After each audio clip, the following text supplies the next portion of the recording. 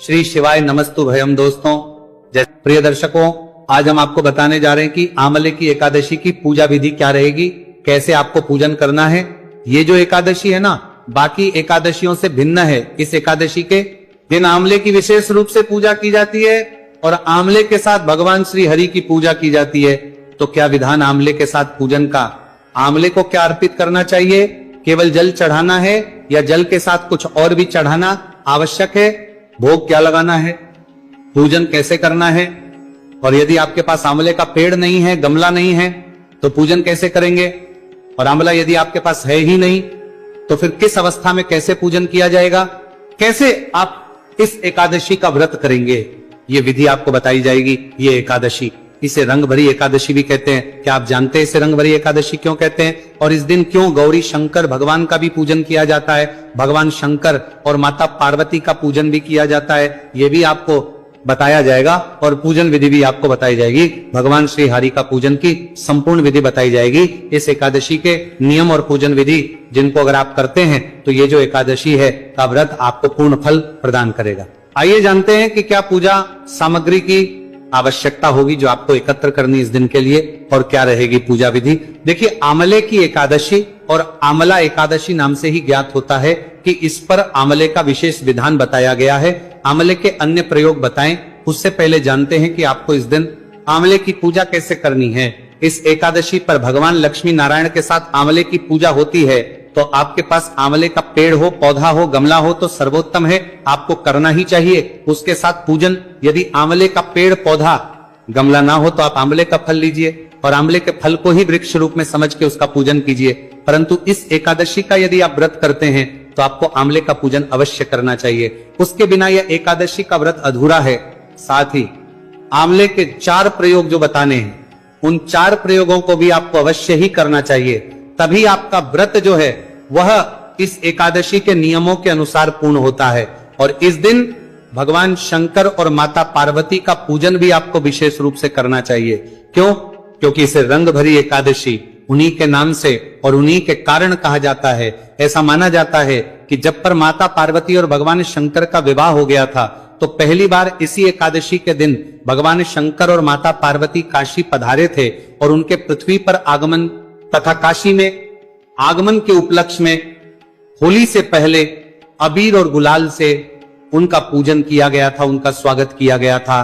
तभी से इस एकादशी को रंग भरी एकादशी के नाम से जाना जाता है। और यह भी प्रथा है कि बनारस में अर्थात में इस एकादशी के साथ ही होली का उत्सव आरंभ हो जाता है, जो आगे पूर्णिमा तक चलता है। बनारस में जो होली मनाई जाती है ना, वो रंग भरी एकादशी से शुरू हो जाती है, क्योंकि इस दिन भगवान शंकर और माता पार्वती बनारस पधारे हैं। इसीलिए इस दिन आपको अगर संभव हो तो भगवान शंकर और माता पार्वती का पूजन भी एकादशी के व्रत पूजन के साथ ही कर लेना चाहिए। आइए पूजन विधि आरंभ करते हैं। सामग्री आपको देते हैं, वो सामग्री आप एकत्र कर लीजिए और उसके बाद हम पूजन आरंभ करेंगे। सामग्री में भगवान श्री हरि विष्णु की कोई तस्वीर या प्रतिमा आपके पास होगी।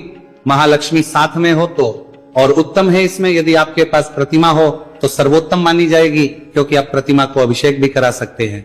तो पूजा में सामग्री में आपको हमने बताई, तस्वीरें आपको चाहिए, तस्वीर के साथ में प्रतिमा यदि हो तो उत्तम है। भगवान गौरी मतलब पार्वती माता और भगवान शंकर की कोई प्रतिमा या तस्वीर आपके पास हो वो रखिएगा। आपके पास आंवले का कोई गमला होगा, पौधा होगा, उसको अगर वो अंदर आ सकता है, घर में जहां पूजा का जो स्थल है वहां आ सकता है तो वहां ले आइए। अगर कोई वृक्ष है तो ये सारी की सारी सामग्री आपने करनी है उस वृक्ष के वहां पर, क्योंकि आंवले का पूजन तो आपको अवश्य करना ही है इस एकादशी में। क्योंकि वो आंवले का वृक्ष अंदर नहीं आ सकता तो आप बाहर जाकर पूजन कर लीजिए, वहां बैठकर पूजन कीजिए, पर आंवले का पूजन अवश्य कीजिए। जो माताएं बहनें ये कहती हैं कि उनके पास आंवले का पेड़ नहीं है, पौधा नहीं है, तो आप आंवले का फल ले लीजिएगा, आंवले का फल लीजिएगा।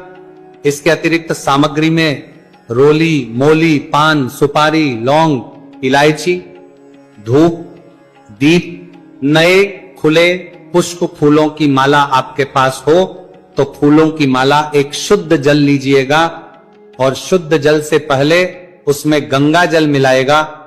त्रिवेणी का जल हो तो त्रिवेणी का जल मिलाएगा और उसमें शुद्ध जल भर के रख लीजिएगा।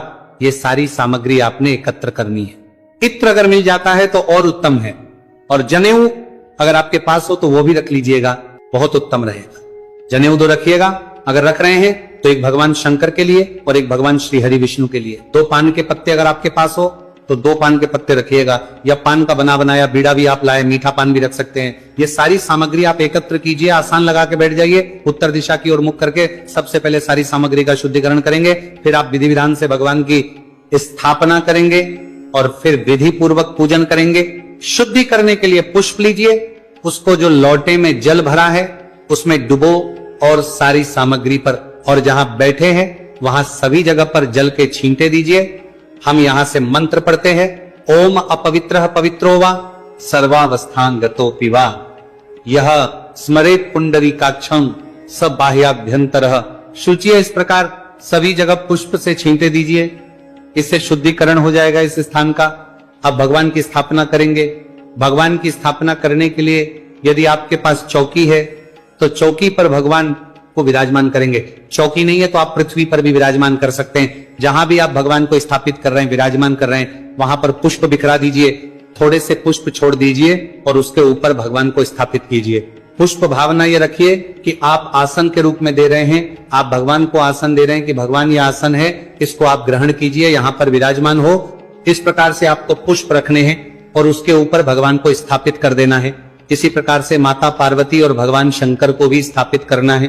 पुष्पासन के रूप में दीजिए और उनको स्थापित कीजिए। आंवले को भी अर्पित कीजिए। इस दिन कुंभ पूजा का भी विधान बताया गया है, तो कुंभ पूजा अगर आप कर सकते हैं तो उत्तम रहेगा।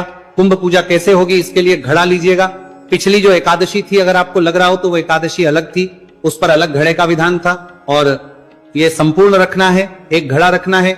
इसमें केवल इसमें भगवान की स्थापना घड़े के ऊपर नहीं करनी है, पर हाँ, इसका भी जब आप कथा का वृतांत सुनेंगे तो आपको ज्ञात होगा कि इसमें भी जो विधि बताई गई है उसमें घड़े का प्रयोग आवश्यक बताया गया है। तो यदि आपके लिए संभव हो तो एक घड़ा लीजिएगा और घड़े को जल से भर के और कलश के रूप में स्थापित कीजिएगा। कलश के रूप स्थापित करेंगे तो रखने से पहले वहां पर पुष्प रख दीजिएगा आसन के रूप में, और उसके ऊपर स्थापित कर दीजिएगा घड़े को। इसके ऊपर श्रीफल रखिएगा, नारियल रखिएगा, नारियल का मुख अपनी तरफ करके रखिएगा, ऐसे रखिएगा कि उसका जो मुख है वो आपकी तरफ हो, और दीपक स्थापित कीजिएगा। घी का दिया लगाइए। घी का दिया भगवान के सीधे हाथ की तरफ लगाया जाता है। घी का दिया रखिएगा, और घी के दिए के नीचे भी आपको पुष्प रखना है, क्योंकि दीपक भी बिना आसन के नहीं रखा जाता है। और ये जो जलाया जाता है ना दीपक, सर्वप्रथम ये हमारी पूजा के साक्षी होते हैं, ये अग्निदेव होते हैं और ये हमारी पूजा के साक्षी देव हैं। इनको अपने स्थान से हिलाया नहीं जाता है, उठाया नहीं जाता है जब तक कि पूजा पूर्ण नहीं हो जाती। धूप भी रख दीजिए साइड में एक तरफ, क्योंकि हमने घी के दिए का स्थान बताया है। यदि कोई माता, बहन, भाई, बंधु तेल का दिया जला रहे हो, क्योंकि तिल के तेल का दिया भी आप जला सकते हैं, जिनके देसी घी ना हो तो वो उल्टे हाथ की तरफ, भगवान के लेफ्ट हैंड की तरफ आपको तिल के तेल का दिया या किसी भी तेल का दिया जलाना चाहिए। दिया की स्थापना हो गई, कलश की स्थापना, भगवान की स्थापना होगी। आंवला आपने स्थापित कर दिया। आंवले का वृक्ष यदि आपके पास नहीं है तो आंवले का फल स्थापित कीजिए। आंवले का एक फल लीजिए, आंवला लीजिए, और उसको पुष्प के रूप में आसन देकर वहां पर विराजमान कर दीजिए। सबकी आपने स्थापना कर दी है। अब हम व्रत का संकल्प करेंगे, पूजन का संकल्प करेंगे, और तदुपरांत सबकी पूजा करेंगे। संकल्प करने के लिए अपने सीधे हाथ में जल लीजिए। 1 रुपया का सिक्का दक्षिणा के रूप में कम से कम रखिए और 3 बार बोलिए, सातरूप श्री विष्णु, श्री विष्णु, श्री विष्णु। अपना नाम, अपना गोत्र, जिस स्थान पर बैठकर आप संकल्प कर रहे हैं, का मकान नंबर, क्षेत्र का नाम, शहर का नाम, फाल्गुन मासे शुक्ल पक्ष, आमल की रंग भरी एकादशी, आयाम, पुण्य तिथि, आयुरारोग्य प्राप्ति अर्थात धन संपत्ति प्राप्ति अर्थात संतान सुख प्राप्ति अर्थात एकादशी, मध्य आंवला, श्री हरि विष्णु, शंकर, पार्वती, व्रत, पूजन, संकल्प, करिष्य, और बोलिए श्री विष्णु शरणम प्रपदे, और वह संकल्प भगवान के चरणों में अर्पित कर दीजिए, क्योंकि यहां पर भगवान विराजमान है। तो आपको बताइए, भगवान श्री हरि विष्णु के चरणों में अर्पित कर दीजिएगा। संकल्प करने के बाद हम पूजा आरंभ करते हैं, भगवान की पूजा में आगे बढ़ते हैं। तो सबसे पहले आपको जल आचमनी करनी है। जल आचमनी करने के लिए अपने सीधे हाथ में जल लीजिएगा और पी जाइएगा। एक मंत्र पर एक बार जल पीना है।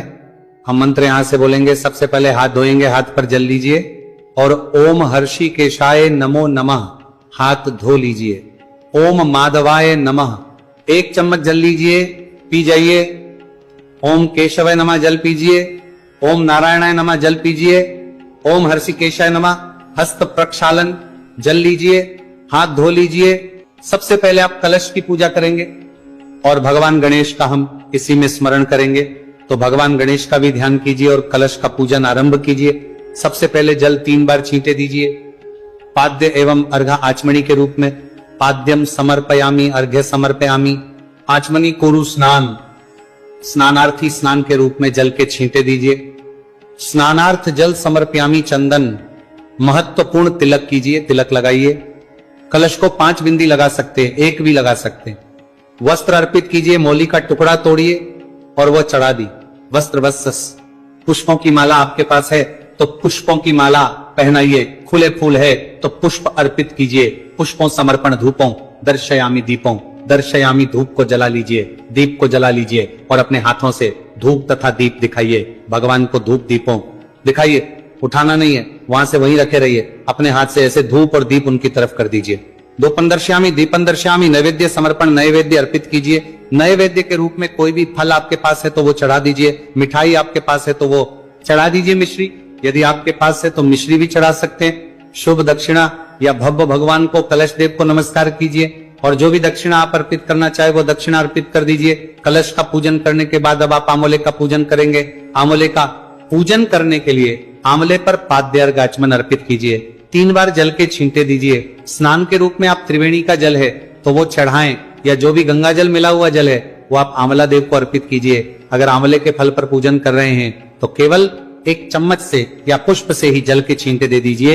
यदि आपके पास पूरा पौधा है या पेड़ है तो आप उनकी जड़ों में पहले शुद्ध जल अर्पित कीजिए। त्रिवेणी का जल है तो त्रिवेणी का जल चढ़ाएं, उसके बाद दूध चढ़ाएं और तदोपरांत पुनः शुद्ध दोधक शुद्ध जल चढ़ाएं। तिलक कीजिए, वस्त्र के रूप में मौली अर्पित कीजिए। जो पुष्प माला यदि है तो माला चढ़ा दीजिए, माला नहीं है तो खुले फूल अर्पित कर दीजिए। धूप दिखाइए, दीप दिखाइए, भोग अर्पित कीजिए। भोग के रूप में मिठाई, फल या मिश्री कुछ भी आपके पास जो हो उपलब्ध वो चढ़ा दीजिए। जलाक्षमणी के रूप में 1 बार जल की छींटे दे दीजिए। जलाक्षमणी आपने करा दी। शुभ दक्षिणायाम शुभम, कोई भी दक्षिणा यदि आप अर्पित करना चाहते हैं तो अर्पित करते हुए हाथ जोड़ के प्रणाम कीजिए आंवला देव को। आंवले के पूजन के बाद अब हम भगवान श्री हरि का पूजन करेंगे और भगवान शंकर और माता पार्वती का पूजन करेंगे। तो भगवान नारायण का पूजन करने के लिए उनके सामने एक पात्र रख दीजिए, कटोरी रख दीजिए जिसमें कि आप पूजन की सारी सामग्री अर्पित करेंगे। 1 चम्मच लीजिएगा, चम्मच से 1-1 चम्मच जल आप अर्पित कीजिएगा। सबसे पहले पाद्य समर्पण, पाद्य के रूप में जल अर्पित कीजिए। अर्घ्य समर्पण, अर्घ्य दे रहे हैं भगवान को, अर्घ्य के रूप में अर्पित कीजिए।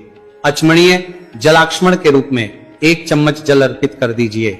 अब यदि आपके पास प्रतिमा है तो इस दिन आप भगवान को अभिषेक कराइए, त्रिवेणी के जल से अभिषेक कराइए। और अगर प्रतिमा नहीं है तो कोई बात नहीं, आप तस्वीर पर ही स्नान के लिए जल अर्पित करेंगे, स्नान कराएंगे। भगवान को स्नानार्थ है जल समर्पित। 1 चम्मच जल लीजिए, भगवान को अर्पित कर दीजिए। अगर प्रतिमा है तो अच्छे से उनको पंचामृत स्नान, पंचामृत बनाइए। कच्चा दूध, दही, घी, शहद और शक्कर, 5 चीजों को मिलाकर पंचामृत बनाइए। और जो तस्वीर पर पूजन कर रहे हैं वो पुष्प पर लगाइए पंचामृत को और पंचामृत अर्पित कर दीजिए। जिनके पास प्रतिमा है वो अच्छे से अभिषेक कराइए, नहलाइए। पंचामृत स्नान, समर्पयामी शोधक स्नान, पुनः शुद्ध जल लीजिए। चम्मच से 1 चम्मच जल छोड़ दीजिए सामने पात्र में। और जो तस्वीर पर पूजन कर रहे हैं शुद्ध जल से स्नान कराइए। भगवान को इत्र अर्पित कीजिए। इत्र आप किसी पुष्प पर लगाइए या रुई पर लगाइए, भगवान को अर्पित कर दीजिए। इत्र समर्पयामी, वस्त्र अर्पित कीजिए। मौली का टुकड़ा तोड़िए और मौली का टुकड़ा वस्त्र के रूप में अर्पित कीजिए। वस्त्रों समर्पयामी, तिलकाओं, चंदनों, महत्वपूर्ण तिलक कीजिए। भगवान को तिलक करके फूलों की माला अगर है तो माला पहनाइए, नहीं तो खुले पुष्प आप अर्पित कीजिए। भगवान को फूल चढ़ाइए, धूप दिखाइए, दीप दिखाइए। नैवेद्य समर्पयामी, नैवेद्य अर्पित कीजिए। भगवान को आप आंवला अर्पित करेंगे, नैवेद्य के रूप में आप आंवला चढ़ाइए। भगवान को आंवले का भोग लगाइए। भगवान को जलाचमनी कराने के लिए 1 चम्मच से जल लीजिए और वो छोड़ दीजिए। सामने रखे पात्र में जलाचमनी समर्पयामी तांबुलम फलम, तांबुल अर्पित करेंगे। तांबुल क्या? पान का या बीड़ा आपके पास बनाया पान है तो वो अर्पित कीजिए, अन्यथा पान का पत्ता लीजिए, उसमें 2 लौंग, 2 इलायची, 1 सुपारी रखी बीड़ा बनाकर, वो चढ़ा दीजिए। शुभ दक्षिणायाम शुभम दक्षिणा में जो कुछ अर्पित करना चाहते हैं वो अर्पित कीजिए। हाथ जोड़ के नमस्कार कीजिए। भगवान लक्ष्मी नारायण का पूजन करने के बाद अब हम भगवान शंकर और माता पार्वती का पूजन करेंगे। इसमें पूजन के में भगवान लक्ष्मी नारायण को थोड़ा सा अबीर गुलाल अर्पित कर दीजिएगा। भगवान गौरी शंकर का पूजन आरंभ करने के लिए सबसे पहले पाद्य अर्घ्याचमनी कराएंगे। आप तो 3 बार जल अर्पित करेंगे। आद्यम समर्पयामी, अर्घ्यम समर्पयामी, आचमनी या समर्पयामी। जलाचमनी कराने के बाद भगवान को स्नान कराएंगे। अब जिनके पास भगवान की प्रतिमा है वो प्रतिमा पर जल चढ़ाए, जो तस्वीर पर वजन कराए रहे हैं वो सामने रखे। पात्र में स्नान के रूप में जल अर्पित कीजिएगा। भाव रखिएगा कि आप प्रेम से भगवान को स्नान करा रहे हैं। स्नानार्थ हैं तो भगवान को स्नान कराइए, प्रेम से स्नान कराइए, पंचामृत से स्नान कराइए। तो पुष्प पर पंचामृत लगाइए और तस्वीर के सामने अर्पित कर दीजिए। और जो प्रतिमा पर जल चढ़ा रहे हैं, पूजन कर रहे हैं, वो अमृत से अभिषेक कराइए। शुद्ध होदक स्नान, शुद्ध जल से स्नान कराइए, शुद्ध जल से स्नान कराइए। तस्वीर के सामने चम्मच जल लीजिए, छोड़ दीजिए। शुद्ध होदक स्नान समर्पण भगवान को। इत्र अर्पित कीजिए। इत्र पुष्प पर लगाइए या रुई पर लगाइए और भगवान को चढ़ा दीजिए। वस्त्र वस्त्र वस्त्र अर्पित कीजिए। वस्त्र चढ़ाइए भगवान को। वस्त्र के रूप में मौली का टुकड़ा तोड़िए और वह अर्पित कर दीजिए। वस्त्र समर्पयामी अर्पित कर दीजिए। चंदनो महत्वपूर्ण भगवान। इसके बाद मुके कर पर भी शंकर को तिलक कीजिए। शंकर भगवान को तिलक चंदन का होगा, माता पार्वती को तिलक कुमकुम का होगा। इसका ध्यान रखिएगा। तिलक कराइए दोनों को। तिलक लगा के बाद पुष्पों की माला पहनाइए और खुले पुष्प हैं तो पुष्प अर्पित कीजिए। धूप दिखाइए, दीप दिखाइए। नैवेद्यम समर्पयामी, नैवेद्य अर्पित कीजिए। नैवेद्य के रूप में भगवान को जो भी फल या मिठाई आपके पास है वह चढ़ाइए या मिश्री चढ़ाइए। जलाचमन गुरु जलाक्ष्मणी कराइए, जलाक्ष्मणी कराइए। 1 चम्मच जल लीजिए और अर्पित कर दीजिए। जलाक्ष्मणी समर्पयामी। अब भगवान के साथ होली खेलेंगे। आपने भगवान को नहला दिया, पूजन कर दिया, आचमन करा दिया। अब आप भगवान के साथ होली खेलेंगे। इस एकादशी पर भगवान शंकर और माता पार्वती के साथ होली खेलने का विशेष विधान है। तो आप भगवान शंकर और माता पार्वती को अर्पित कीजिए। गुलाल में विशेष रूप से लाल और गुलाबी रंग का गुलाल ही आप भगवान को चढ़ाइए, लगाइए भगवान को प्रेम पूर्वक। और उसके बाद ताबुल अर्पित कीजिए। पान का बीड़ा बनाइए, पान अर्पित कीजिए भगवान को। ताबुलंग समर्पण शुभ दक्षिणायाम शुभम दोवर दो। भगवान को दक्षिणा अर्पित कीजिए और नमस्कार कीजिए। इस प्रकार से आपने आज की इस एकादशी का पूजन किया है। अब इसमें हो सकता है कि बहुत से हमारे श्रद्धालु जन कहें कि पंडित जी बहुत बड़ा विधान हो गया। कलश की पूजा, फिर आंवले की पूजा, फिर भगवान लक्ष्मी नारायण की पूजा, फिर गौरी शंकर भगवान की पूजा। देखिए एकादशी है ही इतनी महत्वपूर्ण, ये छोटा पर्व थोड़ी है साहब। ये इतना पुण्य देने वाली तिथि है। और फिर जितना अधिक पूजन होता है, जिसके साथ जितने अधिक महत्व जुड़े होते हैं ना, उसका फल भी तो उतना ही अधिक होता है। और आमलक्षी तो अपने आप में भी श्रेष्ठतम एकादशी में एक है। तो इस अवसर को जाने ना दीजिए, पूजन कीजिए। आपने व्रत किया है, एकादशी का अद्भुत है साहब। आप एकादशी का व्रत करते हैं तो आप थोड़ा सा समय निकालिए और इस विधि से पूरे विधान के साथ पूजन कीजिए। भगवान गौरी शंकर का अवश्य पूजन कीजिएगा। तो चलिए सुनते हैं अमल की एकादशी पौराणिक व्रत कथा। प्राचीन समय में एक नगर था जिसका नाम वैदिक था। इस नगर में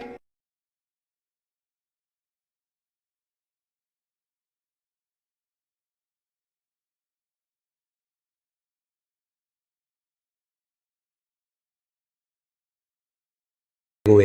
देखिए जब भी आपको जीवन में इस साल लगने लगे कि आपके जीवन में कुछ भी अच्छा नहीं चल रहा है, तब भी आपको इस प्रकार से आपको यह उपाय करना है। तो इस प्रकार से आपको यह उपाय करना है। अब हम जान लेते हैं चौथे विशेष उपाय के बारे में। देखें, यदि आपके विवाह में, शादी में कोई भी समस्या आ रही है, यदि आपका जो कर्ज है वह दिन पर दिन बढ़ते ही जा रहा है, तो आपको यह चमत्कारी उपाय करना चाहिए। कोई भी समस्या अगर जीवन में है तो उसे दूर करने के लिए आपको इस उपाय करना चाहिए। मंगल दोष से जुड़ी हुई समस्या भी है तब आपको यह उपाय करना चाहिए। देखिए इस उपाय के लिए आपको एक तांबे के पात्र के अंदर अपने घर से शुद्ध जल लेना है और इसी के साथ में आपको 1 चुटकी लाल चंदन लेना होगा। उदय तिथि में एकादशी विद्यमान हो। वैदिक के अनुसार इस बार एकादशी तिथि को लेकर लोगों के बीच काफी असमंजस की स्थिति बनी हुई है। कोई 26 फरवरी तो कोई 27 फरवरी को एकादशी की सही तारीख बता रहे हैं ऊपर से। इस बार या एकादशी या तो गुरुवार या फिर शुक्रवार के दिन पड़ रही है, जो कि भगवान श्री हरि विष्णु और माता लक्ष्मी का दिन माना जाता है, जिस वजह से व्रत की महत्ता कई हजार गुना बढ़ चुकी है। लोगों के बीच ये जानने की उत्सुकता और बढ़ गई है कि व्रत किस दिन रखें। ऐसे में आपको एकादशी रखना चाहिए या नहीं, व्रत कब खोलना है।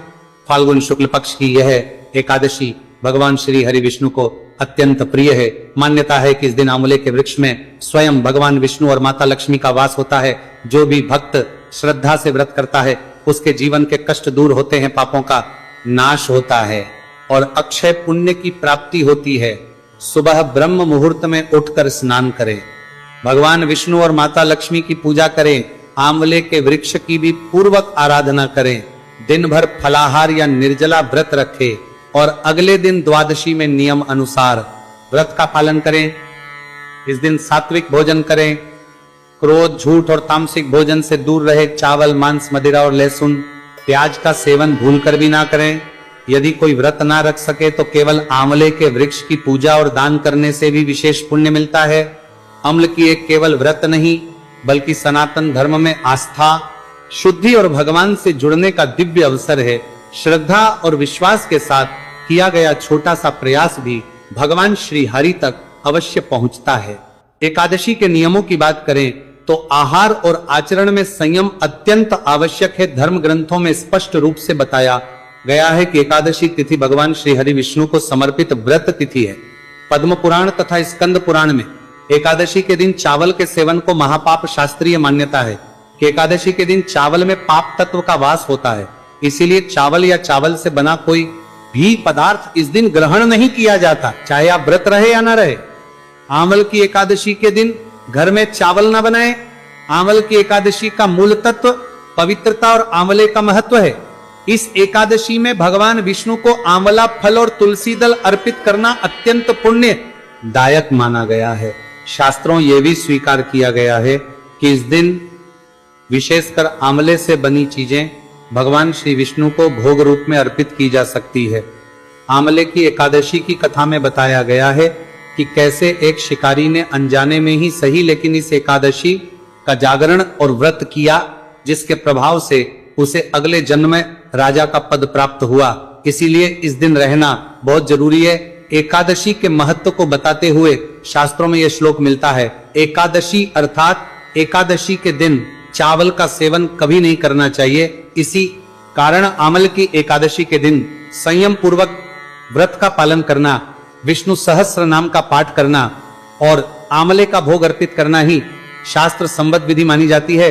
इस बार के शुक्ल पक्ष की यह एकादशी शुक्रवार को पड़ रही है, इसलिए आपको भगवान विष्णु के साथ माता लक्ष्मी की भी आराधना करनी चाहिए। सबसे पहले आपको इस दिन कोशिश यही करनी है कि आप सूर्योदय से पूर्व उठ जाए, उठकर स्नान आदि कर्मों से निवृत्त होकर भगवान के मंदिर को साफ करें। यदि संभव हो तो आंवले के वृक्ष के नीचे पूजा करें या घर में ही आंवले का फल रखकर भगवान को स्नान कराएं, उनका पंचामृत से अभिषेक करें, फिर गंगा जल से शुद्ध करके भगवान के श्री विग्रह को पीले वस्त्र पहनाएं।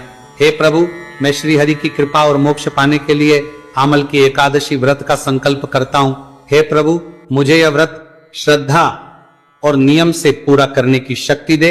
अब भगवान विष्णु की पूजा शुरू करें। पहले उन्हें जल, अक्षत, पीले फूल और तुलसी पत्र अर्पित करें। इसके बाद धूप और घी का दीपक दिखाएं। पूजा में आंवला और मिष्ठान का भोग लगाएं। इसके बाद भगवान विष्णु के मंत्रों का जाप करें, जैसे नमो भगवते वासुदेवाय। अब आते हैं सबसे महत्वपूर्ण विषय पर।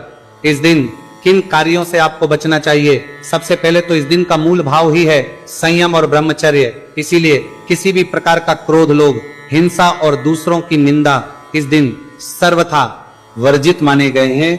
आंवले की एकादशी के दिन किसी पर भी गुस्सा ना करें। शास्त्रों में यह भी बताया गया है कि इस दिन पेड़ पौधों को नुकसान नहीं पहुंचाना चाहिए, लेकिन आंवले वृक्ष को छूकर प्रणाम करना बहुत शुभ होता है। इस दिन घर को पूर्ण रूप से साफ रखें। यदि घर गंदा रहता है तो लक्ष्मी जी का वास नहीं होता। इस दिन बुजुर्गों और ब्राह्मणों का सम्मान करें। आंवल की एकादशी के दिन झूठा भोजन भूलकर भी ना करें और ना ही किसी को कराएं। यह एकादशी पुण्य दिलाने वाली है। इसीलिए यदि आप मन में द्वेष रखकर व्रत करेंगे तो आपको फल नहीं मिलेगा। रात को भगवान विष्णु का ध्यान करते हुए जागरण करना श्रेष्ठ माना गया है। भजन कीर्तन और मंत्र जाप के साथ ये रात्रि भगवान को समर्पित करें। आम्ल की एकादशी की पौराणिक कथा अत्यंत पावन है। प्राचीन काल में चित्रसेन नामक राजा के राज्य में सभी लोग एकादशी का व्रत करते थे। एक बार फाल्गुन शुक्ल एकादशी यानी आम्ल की एकादशी के